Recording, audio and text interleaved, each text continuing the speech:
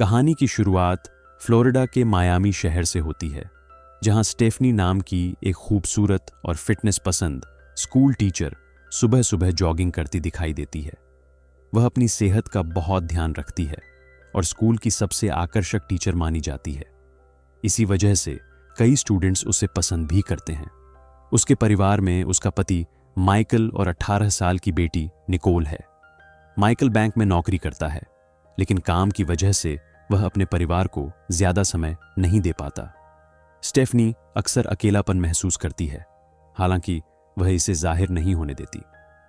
एक दिन स्कूल में जेम्स नाम का नया स्टूडेंट आता है।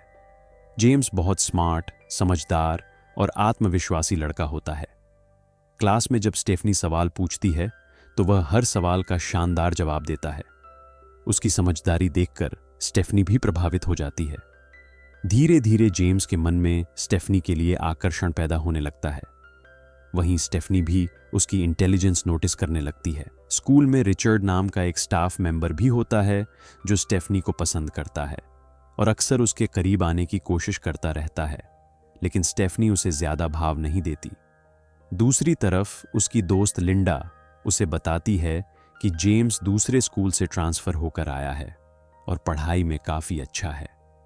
कुछ दिनों बाद स्कूल ट्रिप होती है, जहां सभी स्टूडेंट्स और टीचर्स समंदर किनारे एक रिसॉर्ट में रुकते हैं। वहीं जेम्स और स्टेफनी को एक दूसरे के साथ ज्यादा समय बिताने का मौका मिलता है। एक रात स्टेफनी होटल के कमरे की खिड़की से जेम्स को देखती है, जो समंदर किनारे खड़ा होता है। तभी जेम्स भी उसे देख लेता है और दोनों के बीच एक अजीब सा आकर्षण महसूस होता है। बाद में समंदर किनारे जेम्स स्टेफनी से अकेले में बात करता है और कहता है कि वह उसे पसंद करता है। एक पल के लिए स्टेफनी भी अपनी भावनाओं पर कंट्रोल नहीं रख पाती और दोनों करीब आ जाते हैं, लेकिन अगले ही पल उसे एहसास होता है कि वह बहुत बड़ी गलती कर रही है।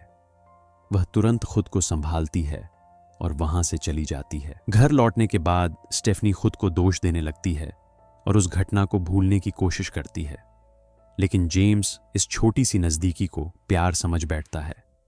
वह स्टेफनी के प्रति जुनूनी होने लगता है। वह उसकी तस्वीरें लेने लगता है, उसकी ड्राइंग बनाता है और हर समय उसी के बारे में सोचता रहता है। स्टेफनी अपनी दोस्त लिंडा को सब सच बता देती है। लिंडा उसे चेतावनी देती है कि अगर यह बात बाहर गई तो उसकी नौकरी और इज्जत दोनों खतरे में पड़ सकती है। इसलिए जेम्स को दूसरी क्लास में ट्रांसफर कर दिया जाता है, लेकिन जेम्स इससे और ज्यादा गुस्से में आ जाता है। वह स्टेफनी से कहता है कि वह उससे दूर जाने की कोशिश कर रही है। स्टेफनी साफ कहती है कि जो कुछ हुआ वह सिर्फ एक गलती थी और उसे भूल जाना ही बेहतर है, लेकिन जेम्स ये मानने को तैयार नहीं होता। इसके बाद स्कूल में डरावनी घटनाएं शुरू हो जाती हैं।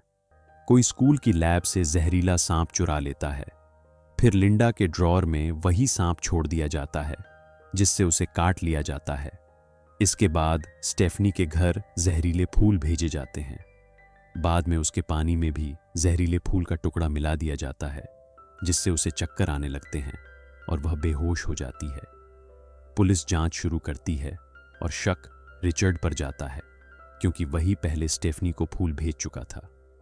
पुलिस उसे गिरफ्तार कर लेती है, लेकिन असल में इन सब घटनाओं के पीछे जेम्स होता है।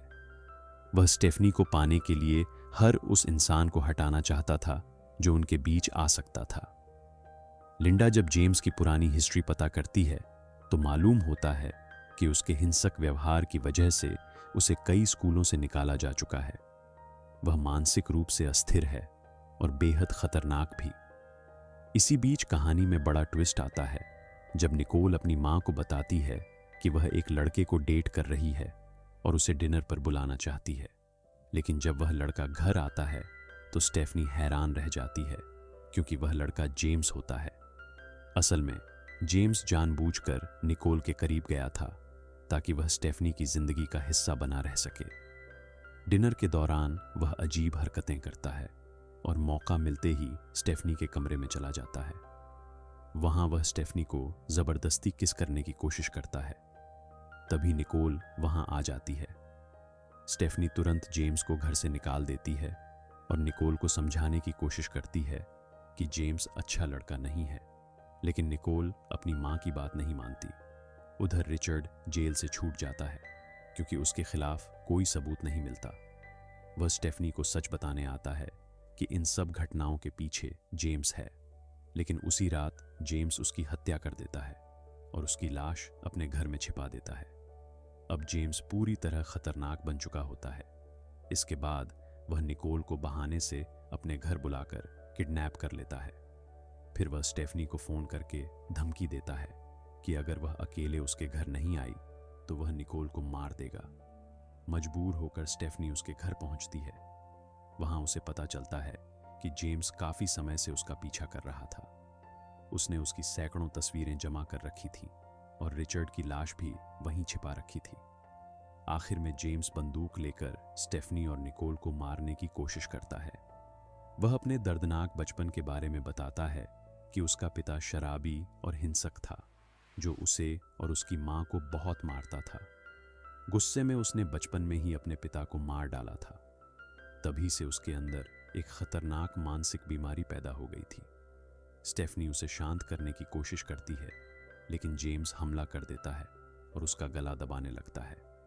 तभी पीछे से जेम्स की मां आकर उसे गोली मार देती है और स्टेफनी व निकोल की जान बच जाती है। कुछ दिनों बाद सब कुछ सामान्य हो जाता है। स्टेफनी अपने परिवार के साथ खुशहाल जिंदगी जीने लगती है, जबकि जेम्स अस्पताल में पुलिस की निगरानी में रहता है। लेकिन उसकी सोच अब भी नहीं बदली होती। वह एक नर्स को देखकर मुस्कुराने लगता है, जैसे उसे अपना नया शिकार मिल गया हो। इसी डरावने संकेत के साथ कहानी खत्म हो जाती है।